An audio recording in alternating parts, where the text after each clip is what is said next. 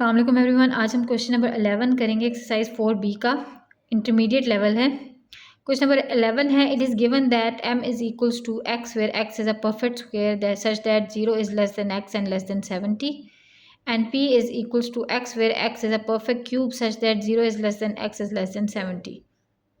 Number 1 है, list all the elements in m and p in set notation. Number 2 है, draw a Venn diagram to represent the sets m and p।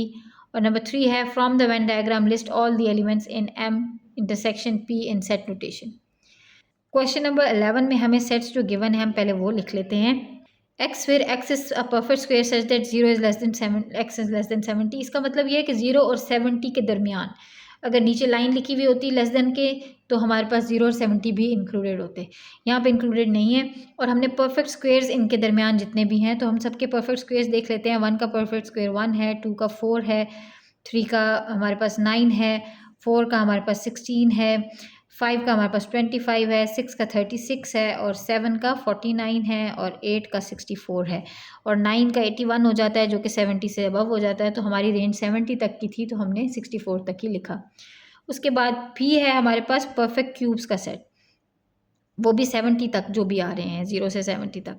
तो हमारे पास 1 का 1 है, 2 का हमारे पास परफेक्ट क्यूब 8 है, 3 का हमारे पास 27 है, 4 का हमारे पास 64 है और 5 का फिर हमारे पास 125 होता है जो कि 70 से ऊपर हो जाता है तो हम 64 तक ही लिखेंगे।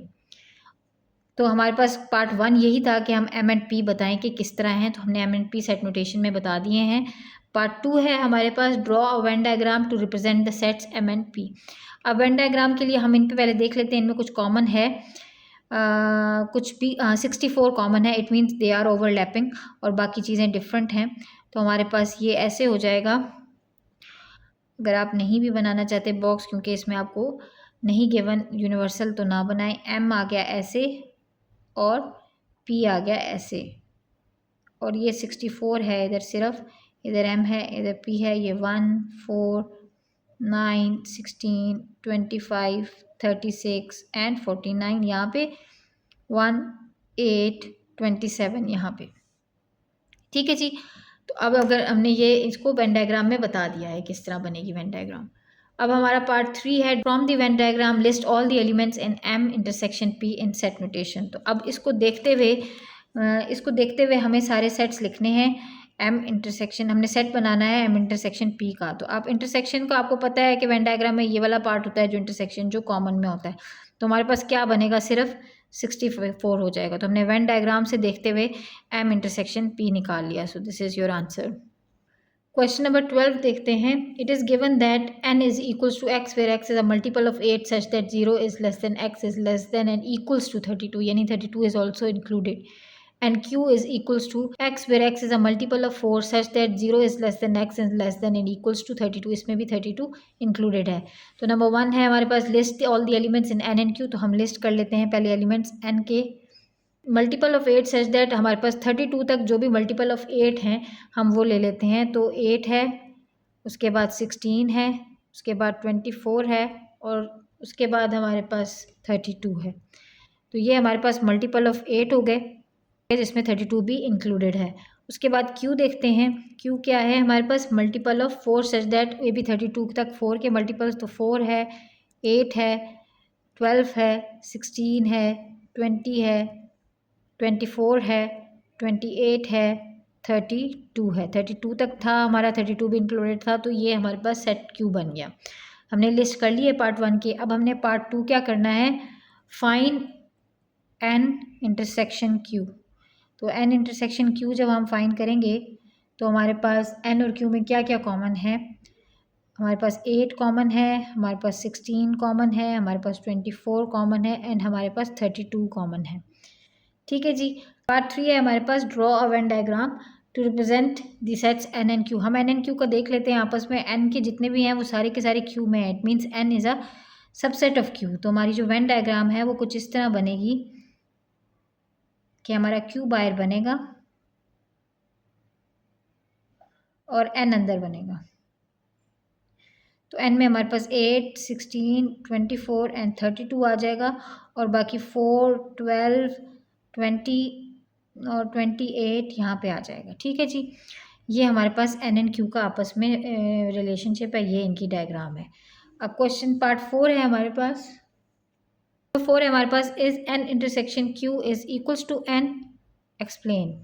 तो हमारे पास हमने इनका इंटरसेक्शन निकाला था, ये हमारे पास इनका इंटरसेक्शन था, तो वो क्या निकला था, वो इक्वल्स टू एन ही निकला था। यस, क्यों निकला था वो intersection of X, because N is proper subset of Q.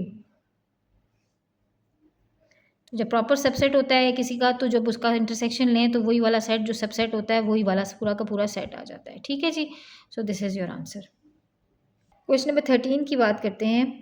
Question number 13 में हमारे पास आर, अभी हम इनको लिस्ट कर लेते हैं जैसे कि हमसे पार्ट 1 में पूछा गया है। तो आर इज़ इक्वल्स टू, हमारे पास फैक्टर्स ऑफ 18 चाहिए हमें, तो फैक्टर्स ऑफ 18 और सिर्फ पॉजिटिव वाले चाहिए, तो सिर्फ पॉजिटिव वाले हमारे पास फैक्टर्स ऑफ 18 आ जाते हैं, 1 2 3 6 9 एंड 18।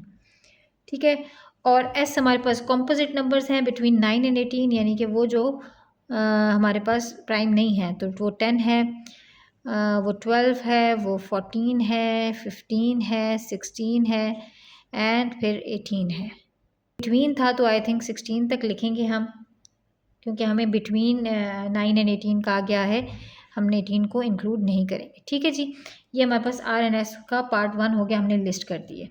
अब हमारे पास पार्ट 2 ये है, फाइंड आर, इसका फाइंड आर इंटरसेक्शन एस, तो और एक्सप्लेन भी करें। पहले हम फाइंड कर लेते हैं, फिर हम देखते हैं कि हमने क्या एक्सप्लेन करना है।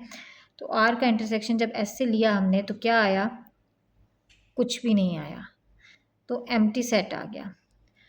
क्यों एम्प्टी सेट आया, बिकॉज आर एंड एस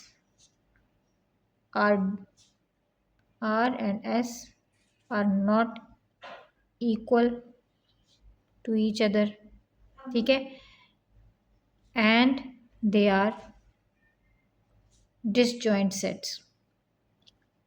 ठीक है जी, ये डिसजॉइंट सेट्स हैं, इक्वल नहीं है एक दूसरे से, कुछ भी कॉमन नहीं है इनके दरमियान, तो हमारे पास each other and they're disjoint sets and have nothing in common. ठीक है, तो आपके पास इसलिए ये जो है हमारे पास ये एम्प्टी सेट आया है इनका इंटरसेक्शन का। पार्ट 3 देखते हैं हम, उसमें हमारे पास क्या है कि draw a Venn diagram to represent the sets R and S.